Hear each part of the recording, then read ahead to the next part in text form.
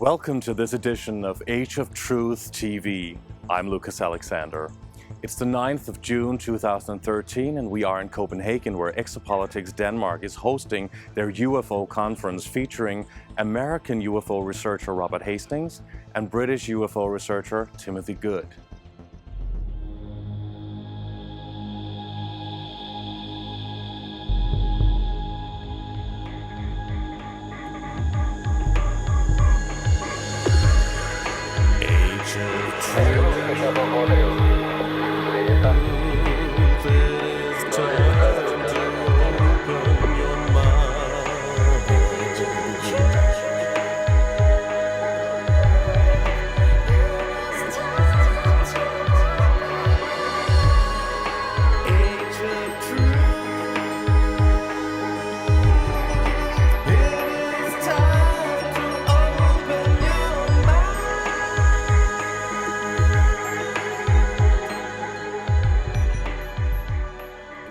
Timothy Good was born in England. He's been investigating the UFO phenomena for more than 50 years and has written a string of books on the topic, most famously Above Top Secret, The Worldwide UFO Cover-Up, and his latest book is called Need to Know, UFOs, Military and Intelligence.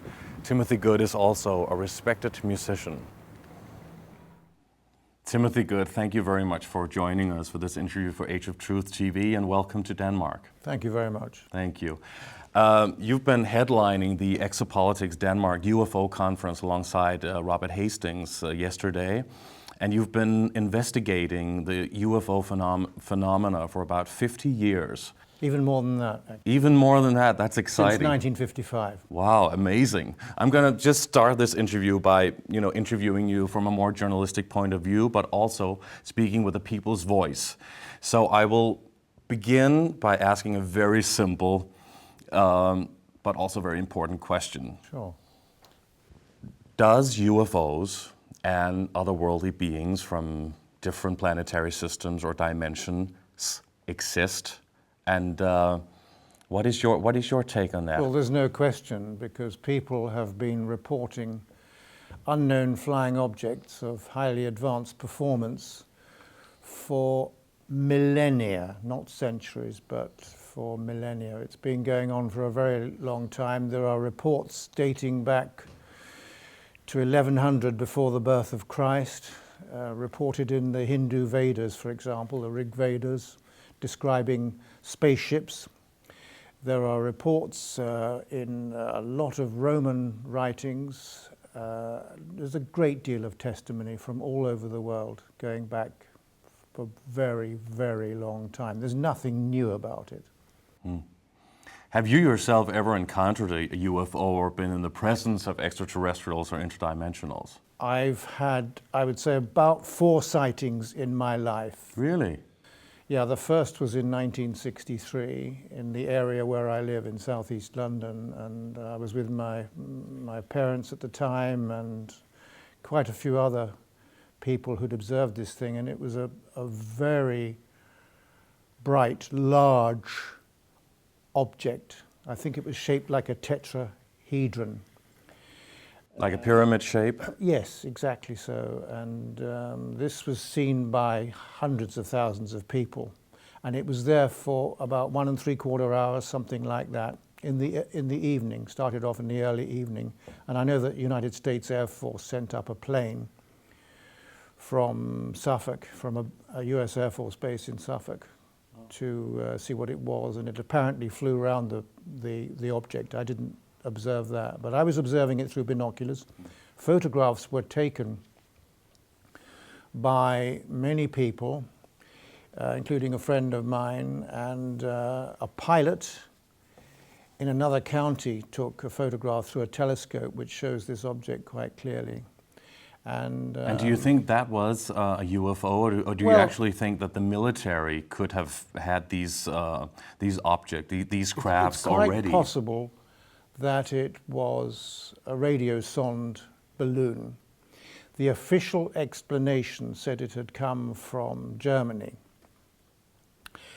That may well be the case, but to me, it didn't look like a normal radiosonde balloon. It was much too large, and it was absolutely stationary for long periods of time. And as I say, tens of thousands, if not hundreds of thousands of people saw it, and it was there for, I don't know, 1¾ hours, maybe longer. Well, it's been said that the military in America and possibly also in Russia has had technology, highly developed technology, that is about 50 to 100 years ahead of what the public is allowed to know. That's quite true. My information is that there have been a number of craft which have been replicated. These are recovered alien craft which have crashed. So maybe they already had these. Well, the Americans were able, after a number of years, to replicate the technology. The best craft they had to deal with was one from Aztec, which crashed, Aztec, New Mexico, which crashed in 1948, in March of 1948. Was that a military base? It was not a military base. No, Aztec? No, it's a small. It was then a very small town. All right. And it was actually outside the town of Aztec, Okay. but just to identify the location. And it was 100 feet in diameter. And when the Americans finally got to it, they couldn't work out how to take it apart, to transport it back to wherever, because they bought a long haul, a special truck to bring the craft back. But this was 100 feet in diameter. But by accident, somebody just pressed something which was invisible on the side of the craft, and it opened up, and they were able to get inside. There were, I think, about 12 creatures inside it. They were relatively small. They had all died in the accident. Wow. There may have been more than 12. I'm not absolutely sure. The only damage to it was what looked like the entry of a small shell in one of the portholes, and that's what caused the loss of pressure and the loss of the lives of the passengers. So they died possibly at impact? I don't know.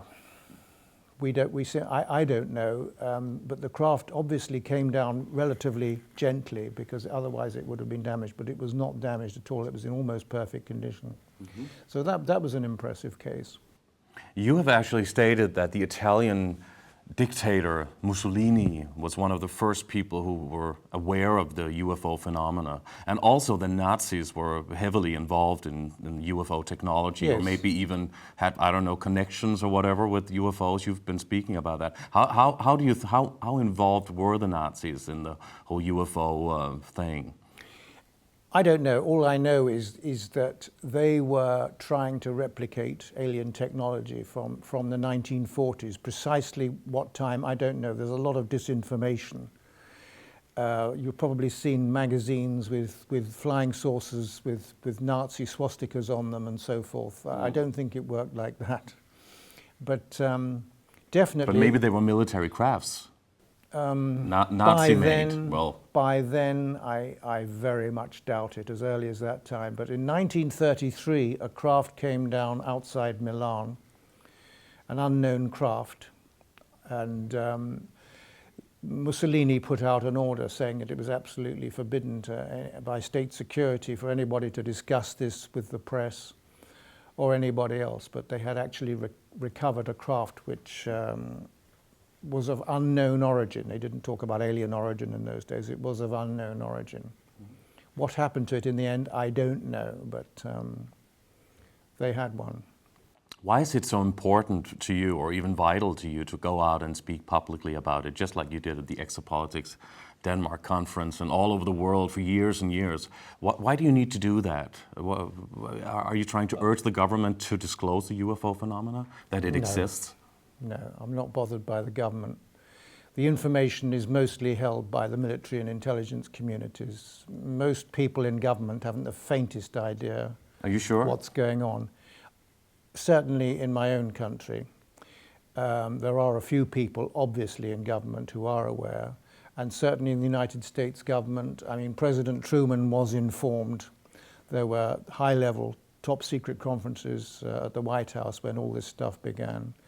And by the time of President Eisenhower, actual meetings were arranged for Eisenhower. Eisenhower had at least 2 meetings with aliens. One was at Holloman Air Force Base. There was possibly another one then in 1955.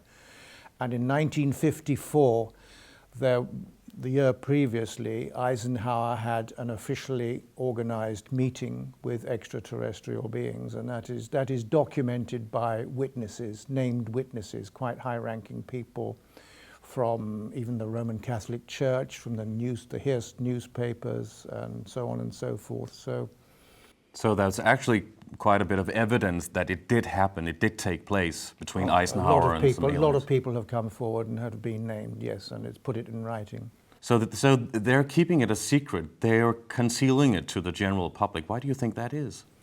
I suppose they're aware of public alarm. They don't want other governments knowing too much about how much recovered technology they have. They have been a lot of craft which have been reverse engineered, craft which have been shot down by the Americans. The Americans started shooting at these things probably in the Second World War. We know that. And in 1947, when the Americans were testing the V-2 rockets, which Wernher von Braun and his team of ex-Nazis brought over. He was also an ex-Nazi, yeah? I believe so, yes. And when they started test firing the V-2 rockets, they noticed sometimes that the rockets were followed by small discs which sort of did rings round the V-2s, actually bringing at least one of them down. I'm aware of 2 possible incidents, one certain one when they were brought down, crashed, and short of their normal target. So this actually started off an air war, because the Americans, realizing there was a potential threat to their burgeoning space program, they began shooting at these unknown discs. And they brought... Which was a bad idea because they were more highly developed? Well, actually no. It turned out that they were very susceptible to cannon shells. Anything else, anything electronic, any guided missiles, they could handle. Nothing could get near their craft. But cannon shells really were very effective in bringing them down, and they shot down quite a few of them. Don't ask me how many, but this set off an air war. And the aliens retaliated by causing many aircraft, not just in the United States.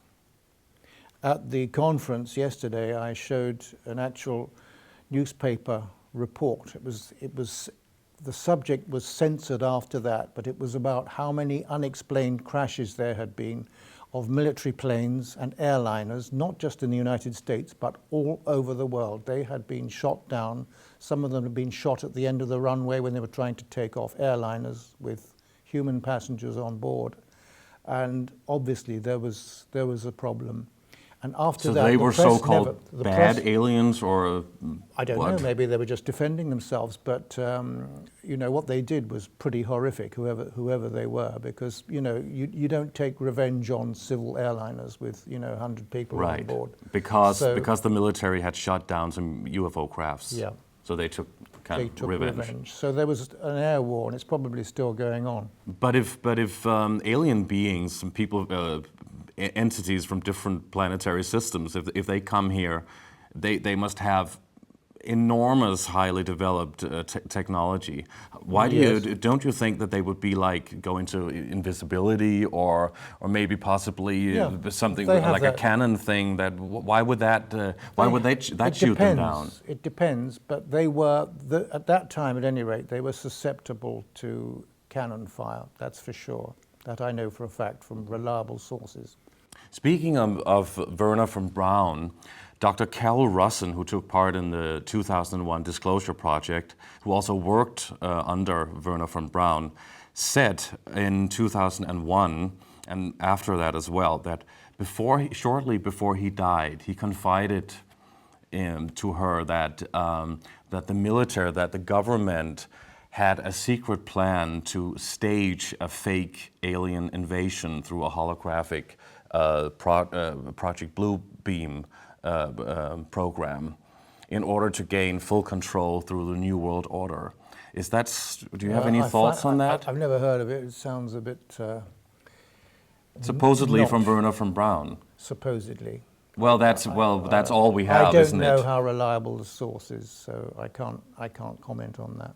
Well, she was part of the Stephen Greer's Disclosure Project from 2001. Well, I don't know. And you didn't take part in that? No. Have you seen his latest film called Sirius? No, I haven't. No, you're not. I'm not too interested in seeing it either. All right. What do you think is the most profound, solid evidence of alien existence? UFO existence, that is. Oh, UFO as opposed to aliens. Alien existence. Well, both probably. Well, the fact that we have them. We have craft, and a number of governments worldwide have recovered alien craft. But if I or some of the viewers never see that, how can we know for sure? What is the evidence? You can't know for sure. The evidence is, I've spoken to people who've seen them. There's a great deal of evidence from various witnesses I've spoken to who've seen them up close at various Air Force bases in the United States. So is that military officials talking? I have a friend of mine who headed a small Royal Air Force team from 1955 to 1957. And I think there was a team of 5 or 6, and this guy headed it, and it was top secret to guard 2 of the Roswell aliens injured in the Roswell crashes, because there was more than one crash. Simultaneously, several craft came down. And there were So the Roswell incident were real, right? It was very, very real. All right. And so I know that these aliens had been injured, and it took them a year and a half to recover, and they were brought... And they survived? At their insistence, they were brought by the Americans over to the United Kingdom to be looked after. Really? Until they recovered, which they did, and finally they went. What did those aliens look like? They didn't have the bug eyes, but they had large eyes. They were grey, thin beings, highly advanced, highly telepathic. There was communication of sorts with these Air Force guys and with some of the other military officers in charge of the base, and quite a few high-ranking people in high places in the United Kingdom were aware of it and actually saw the creatures and the craft that they had insisted on bringing with them, their own craft. How many different alien races are there, as far as you know? I haven't a clue. Approximately? I don't know. How many have you encountered in all your years of researching this? Well, personally, I've only encountered the so-called, I don't know, what would you call them? The Nordics, if you like, the so-called Nordics, the ones that... What do they look like? As if they might be from Scandinavia. And here we are. Well, in Scandinavia right now, but, you know. Yeah. So they look like us? Some of them look very like us indeed, and I speak from personal experience. So your personal experience, please tell us that. Several personal experiences with alleged aliens. I think 4 in my life. How did you? That's very interesting. We would very much like to hear that. What was your encounter with them? What did they look like? What happened? I'll tell you one of them. I mean, my first encounter actually was in 1963 when I was touring America with the Royal Philharmonic Orchestra. And we stopped at a, I don't know, you call it a taverna. It was a restaurant anyway, and it was a 516-mile journey from where we'd come, Tucson in Arizona, to Los Angeles, and they kindly let us have one stop on the entire journey to get some food. So that was kind of them. And I saw waiting in line when I was with 3 colleagues sitting at table. We'd made our orders. I saw waiting in line an extraordinary girl. She was quite petite. She was attractive, but there was just something about her general demeanor which I thought made me think she might be from elsewhere. So I sent a telepathic thought in her direction, if you're from another world, would you please pass by my table and give me some confirmation? And she actually made a point of coming past my table, and all my colleagues could verify this through my 3 colleagues I was with. And she did a very graceful, low bow, smiled sweetly, and then went off with a complete deadpan expression. That was it. Wow, that's But the fascinating. one more convincing was in 1967 in New York, when I was working with the London Symphony Orchestra. The great Russian cellist Rostropovich was playing all the cello concertos in the repertoire, and we were accompanying him.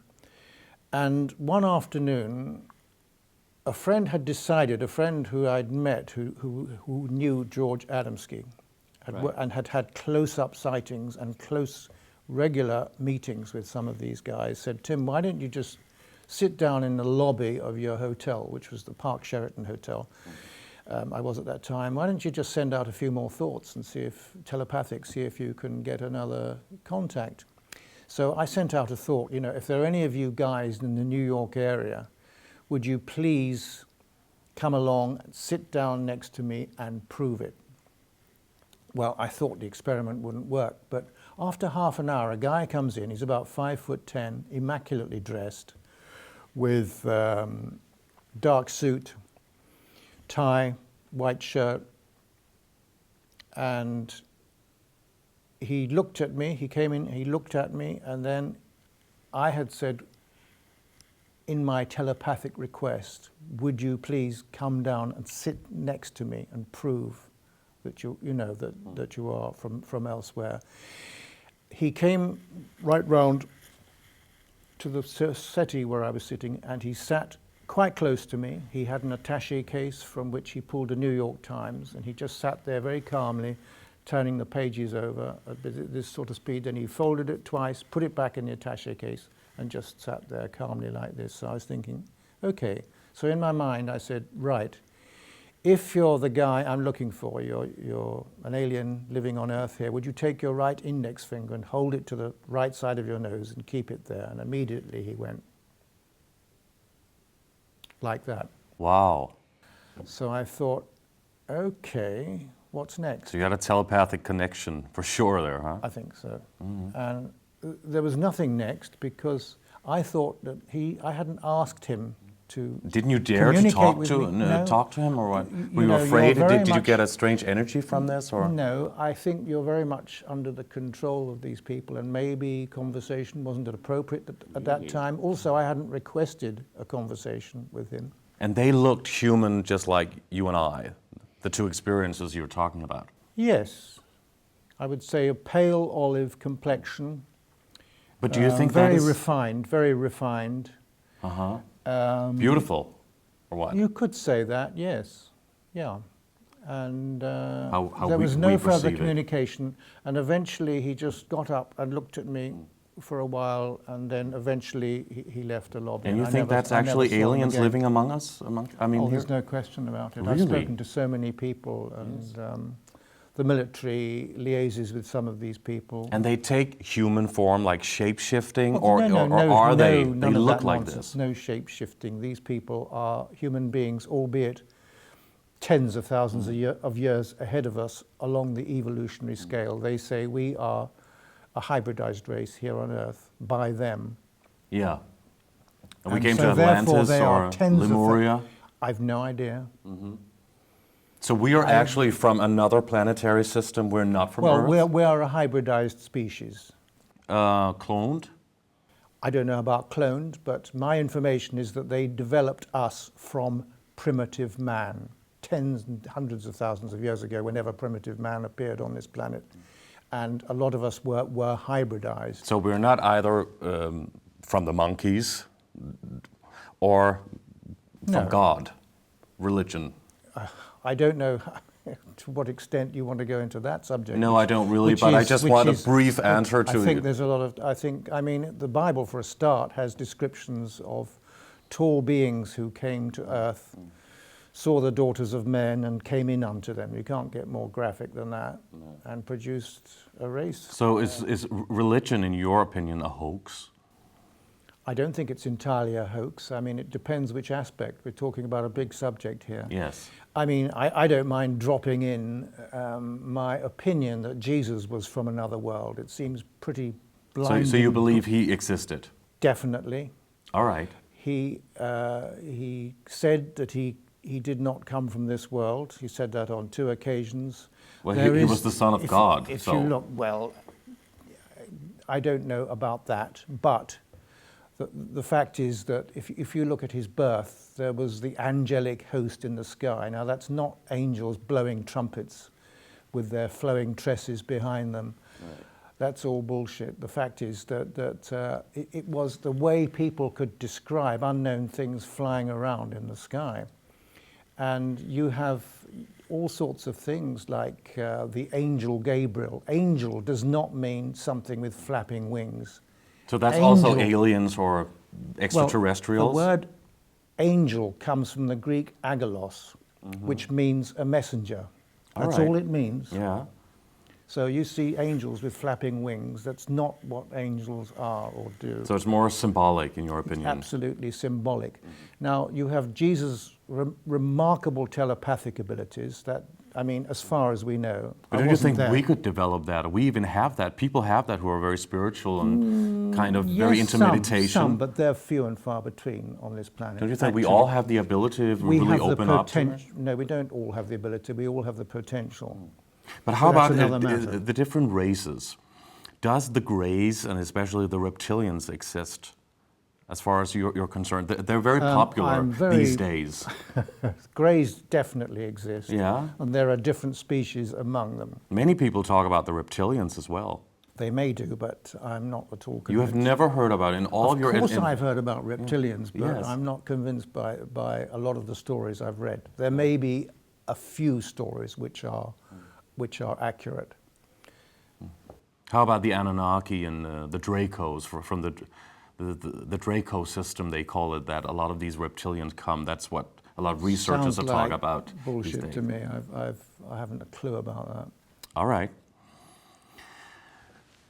Have we Earthlings been visited many times by ETs, or in terms of military bases, in terms of being involved with governments around the world, do you think that they actually know about all of this, and of course concealing it, but actually is also working with them and have a close contact with alien beings? Yeah, I think as I mentioned earlier, relatively few people in government are aware of what's going on. Certainly the Congress in the United States is not allowed to have the facts. I know that. So it's compartmentalized. I've worked with congressmen and 1 senator on this subject. So it's on a need-to-know basis? It is on a need-to-know basis, and congressmen and senators are not given the information because it's too sensitive. All right. That's congressmen and senators. A few presidents and a lot of people in the military have, however, been exposed to this situation. But not all presidents? I don't think all presidents know. I know for a fact that President Eisenhower certainly was exposed to the situation and had several arranged meetings at Air Force bases. And he was flown to on Air Force One. Do you think aliens does exist on lower levels? They call it underground levels in the military bases? It's quite possible. It's quite possible, yes. In your research, you've never come across about somebody talking about it? Depends which aliens we're talking about. There are different types, but... You probably know more about it than I do. What is for sure is that they have been liaising with hand-picked humans and ordinary conventional humans who are not in the military, but certainly there's been a lot of liaison with the military. But what did they talk about or discuss, or what is their agreement, I wasn't privy to all the conversations they had, but a lot of information has been passed across, and a lot of the craft have been reverse engineered. Mm-hmm. So why are we not allowed to know about these things? Well, I'm telling you, I mean, I can't, it's not really official, but we do have quite a number of alien craft as well, which have been given to us, and they have taught us a number of military pilots, ETs. around the world, yes, how to fly these things. I'll give you one example. Gordon Cooper, who I knew, was a famous astronaut. Right. He didn't tell me this personally, but a friend of his, a close friend of his did, is that Gordon Cooper said, what is it going to take? You know, he said, I'm prepared to fly one of these craft to the United Nations in New York to prove the point, if necessary. And he actually flew some of the alien craft, and a number of other astronauts did as well. So they have been trained to fly these things, as have military pilots, not just in the United States, probably in the United Kingdom, certainly in Italy, I'm aware, and probably Germany and a number of other countries have been flying these craft, which have been partly given to us because they say there is a threat posed to this planet by certain alien species who wish to produce a hybridized race to take over this planet. Really? That's the bad news. So allegedly, that's what I've been told. The bad aliens, so-called bad aliens, want to take over... Yeah, the bug-eyed beings, yeah. The bug-eyed beings want to take over the Earth. Allegedly. But I have this information, I've had it for a number of years. I wrote about it in Unearthly Disclosure and Need to Know as well, and a lot more. Why would they want to do that? New information is coming out in my next book, which Earth, an Alien Enterprise, which is coming out in autumn. Why would they want to do that? Who want to do that? The bug-eyed guys, or well, the aliens, yeah, obviously. Yeah, because they obviously want to produce a hybridized species, a cross between human beings and themselves, to adapt to this planet, because they allegedly wish to take over planet Earth. Wow. But that's very sci-fi. Which is one of the main reasons why there are others helping us. They've given us the technology, they've given us the wherewithal to deal with this problem. There is a conflict. But isn't that exactly what Dr. Carol Rosin said, that Werner von Braun said, that they want to create an alien invasion, but it actually was military, was government. Yes, but you're saying a staged fate. Yeah, in order to impose New World Order control on the human race. Yeah, this is quite different. This is a very subtle form of invasion to actually create hybrids from human beings. But maybe that's disinformation. Do you think it could be? It could be, but knowing my sources... So it's really governments? Knowing my sources as I do, I have every reason to believe it, and it's not something you're going to get anybody in the military or government to come out with officially. It may come out eventually, but I very much doubt it. Speaking of sources, how much information can you actually get, solid, valid information from the Freedom of Information Act, and how much of that could actually be implanted or, disinformation? It's the Freedom of Information Act. I mean, for example, I was trying to get information about a NASA conference in Italy, in northern Italy, in 1984, at which a friend of mine was giving a presentation. I assume it was a classified NASA conference. And my friend was in MI6, and she was in a bedroom next to Neil Armstrong, and Buzz Aldrin was in another adjoining bedroom, and she overheard a conversation. What was her name? I'm not giving her name right now, but it will be published in my new book. All right. But she was certainly in MI6, that's for sure, and she is deceased now. But her name will appear in my new book. But I don't want to jump the gun by publicizing it prematurely.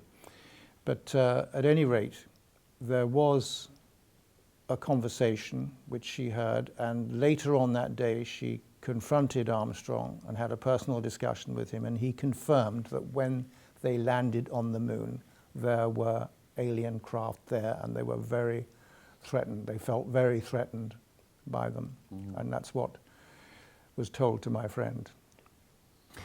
Do you think that the moon landing happened the way that we were told? Or do you think that, like what Nikola Tesla has said about teleportation and time travel and wormholes and you know, it's not even No, it's traveling at the speed of light, they- faster than the speed of light, but no. actually teleportation. No, they went on Apollo 11, that's for sure. NASA tried to cut out the actual communications. I mean, the Russians picked it up, saying that there were huge craft on the moon when they landed there, and they felt very threatened by it. I mean, that's a fact. Why haven't we heard about being on the moon since then? Well, there were plenty of Apollo trips Right. after Apollo 11. But recently, I mean, Not recently, no. why not? I don't know. Today it should be Perhaps much we were more warned highly off. developed. I don't know. I have no idea. So perhaps Maybe we were they warned are. off. Maybe the Americans are on the moon. I mean, there is some information indicating that the United States Air Force Space Command is really running the space program, not NASA. So think about that. I think that could well be the possibility. You have spoken of a Danish military man, Hans Petersen. Major Hans Petersen, Yeah. yes. He was Who was he? He was senior air traffic control for the Royal Danish Air Force. How did you Back meet him? in the 1950s. I met him when in London and in the United States. And he was an associate of George Adamski, who was one of the first to claim encounters with aliens and to have taken some excellent and genuine, by the way, photographs and film footage of alien craft. And do we know that those photographs are real, or could they Absolutely. be tampered There's with? Or? no way, especially back in 1950 actually, Adamski was taking pictures, his first pictures. He had a large telescope and a small telescope to which cameras could be attached, his cameras, and over the years he got the best photographs that are ever taken, and he got a very good movie film of one of those smaller craft over a friend of mine's house in Silver Spring, Maryland, near Washington in 1965, which was, the validity of the film was confirmed to me by Major General Kenneth Israel when I was invited to the Pentagon to discuss the subject. Why were you invited to the Pentagon to talk about this? I asked to be. You asked to be? Yeah. Really? Yeah. And they said, yeah, of course you can I come. asked if there was a possibility of meeting someone that might be able to assist me in the Pentagon, and I didn't know who it would be, but in fact it was the Defense Airborne Reconnaissance Office, Yeah. which doesn't exist as such now, but they handled the unmanned spy plane. Were you ever invited to be part in any military program or be part in, Never. like, you know? No. And did they ever try to warn you not to talk about these things? I was not warned. I was not warned at the Pentagon not to discuss it because nothing. But at any time in your classified. life, 40, 50, more than 50 years. For heaven's sakes, I've got lots of contacts that said, you know, you mustn't ever mention my name. No, but or other sources, and I always adhere to those rules. If someone gives me confidential, sensitive information, you just do not betray names. But you've never been too controversial in order to really kind of cross the line between what the military wants and then you will be warned radically. Probably. It hasn't happened yet, but there was one occasion when I was walking around a military base which had RAF, Royal Air Force, naval and army units in it. This is in Wiltshire. And I was looking for information which had been passed to me by two sources that the top secret UFO information was handled at that particular base. And I walked around the base, and I was eventually picked up by Ministry of Defence guards. And they came for me. I'd actually gone to the hotel when I stayed there with no identification on me at all, only cash, absolutely nothing. I used an assumed name at the hotel and everything. You can't do that these days, but I could at that time, which was the early 1980s. And I was seeking this information, and later that day, having been picked up by the Ministry of Defence Police, they came for me again and took me for interrogation at a naval branch at it's called Rudloe Manor, the actual base. Mm-hmm.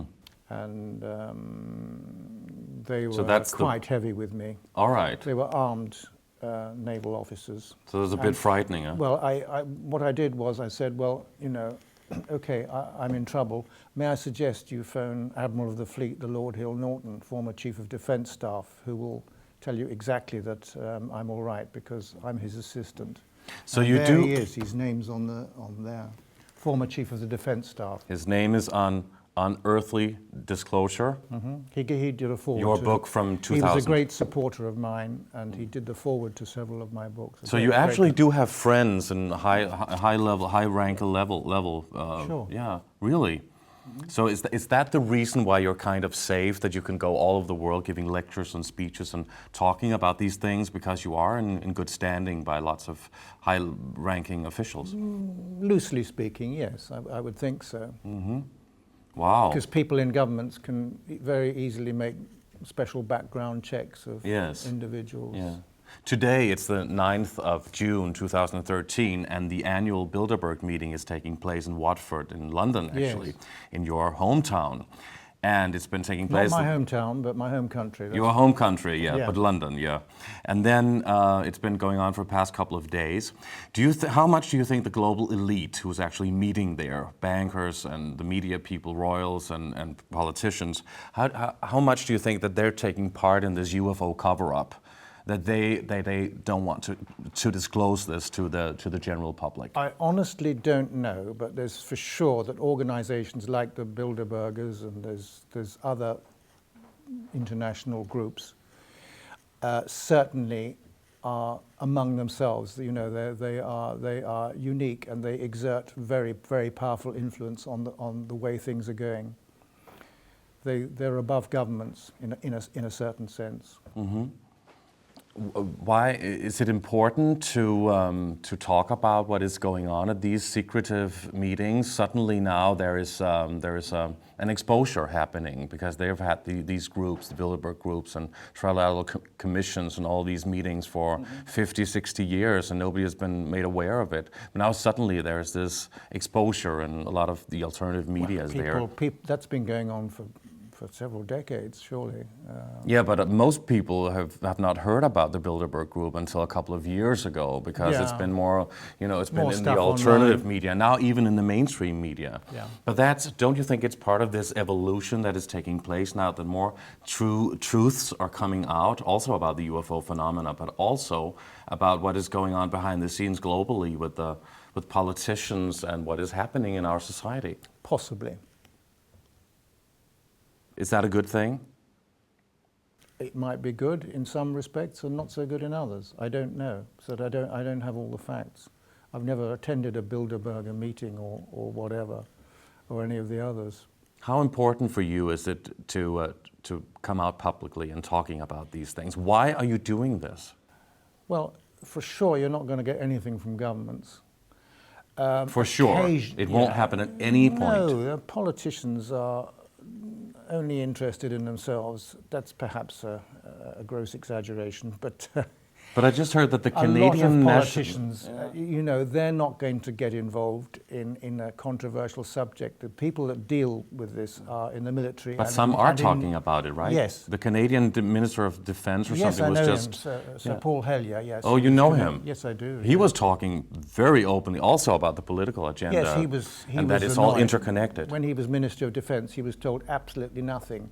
And when he left the Defence Ministry, and I think he was Deputy Prime Minister or something at one time, he actually he became interested in the subject, and he phoned a United States Air Force General, who he knew, and asked him for an update, for a briefing on what was going on, and the General told him that it's all very, very real, and that there is this and that going on. And even the Vatican has come out recently and stating that extraterrestrials possibly exist, the UFO phenomenon may be real, and that we should... In the last few years, there have been some astonishing statements from the Vatican. The Vatican, according to my information, is extremely well informed on this subject. They have very good intelligence branches. A number of popes, according to my information, have had personal communication, private meetings with aliens. Why? Why do you think that is? Yes? That's interesting. I mean, I don't know, a because I religious don't know- institution I of don't that know- magnitude. I don't know what was discussed, but according to the information I have, certainly Pope Pius II, there were meetings with a certain extraterrestrial, and later on Pope John the 23rd, I believe, had several meetings with aliens. And now they're coming out claiming that we possibly have to, at some point, accept that this is real. That the universe is full of maybe other human beings similar to ourselves. I think that was one of the things they suggested as a possibility. But doesn't that, in a way, jeopardize their religion, the Catholic, the whole Catholic institution? They can't, yeah, in a way. But the Catholic Church is, quite good at reforming itself when necessary, and I think they've got to come to terms with what could be astonishing eventualities on this planet. I'm speaking hypothetically, but I don't know for sure. What would you like to see happen? What is your mission with this? I just asked you that before. I think it's important to really know why you're doing this. What would you like people to know in 2013? That it's all very real, that there's good and bad guys coming from elsewhere. Some of them most certainly do not wish to help us. They want to hinder us. But isn't that instilling fear in the public? No, because there's others here who are tens of thousands of years ahead of us on the evolutionary scale, with whom we are genetically linked. Here on Earth. Who are here on Earth. They have bases, they have huge bases on Earth. And who are working with governments? They are helping, not with governments, mostly with military. And they have given us some of their craft, according to my information. And that has been an ongoing situation for quite a few decades. So we should know about these things. We should know about the UFO phenomena. I think so. Even though there's Definitely. good and bad in it. Yes, I mean, who am I? I can't prove what I'm saying. But neither could if you manage to get a defense minister on a program, or somebody high-ranking in military intelligence who was actually very well informed about the subject, do you think they'd speak openly about it? They can't, you see, which is the advantage I have. Well, you can Since do it. I have no security. I've never had any security clearances of any sort whatsoever. How many books have you written? 12. 12 books. My 12th will be published in autumn. Where will it be? In the United States. In the United States. How about in Europe? How can people get that? Well, I new book? hope, obviously it'll be available on Amazon. I'm hoping that a British publisher will come in. My British publishers weren't at all interested in publishing books on UFOs. They think the subject's completely dead. But all right. I hope that to change things around with the advent of this new book, because there are some genuine revelations in it. Wow. And you've had, your most recent book is called Need to Know. Yes. UFOs and military and intelligence. Yes, that was published in 2007, and it's still doing well. And if people are interested in getting a personally signed copy, they can go to my website, which is timothygood.co.uk, and there's a link on my notices board to getting personally signed copies. All right. That's great. And you also have this, as I just Unearthly showed Disclosure before. is still available. Mm-hmm. And likewise, that's, I can send personally signed copies of that to anyone who's interested. How about your previous books, such as Above Top Secret, which was quite notable? They're all, those are just on sale on Amazon these days, because I have a few spare copies of all my books, but... You think they will be back in print? Would you like to see that? I don't know. It's a thought. Mm-hmm. Yes. It's very fascinating to hear your information. It's very exciting to also see you speak at the Exopolitics conference yesterday. And thank you. It's been wonderful talking to you. I'm very happy that you did this interview for Age of Truth TV, and I want to wish you good luck and thank you very much. My pleasure. Thank you.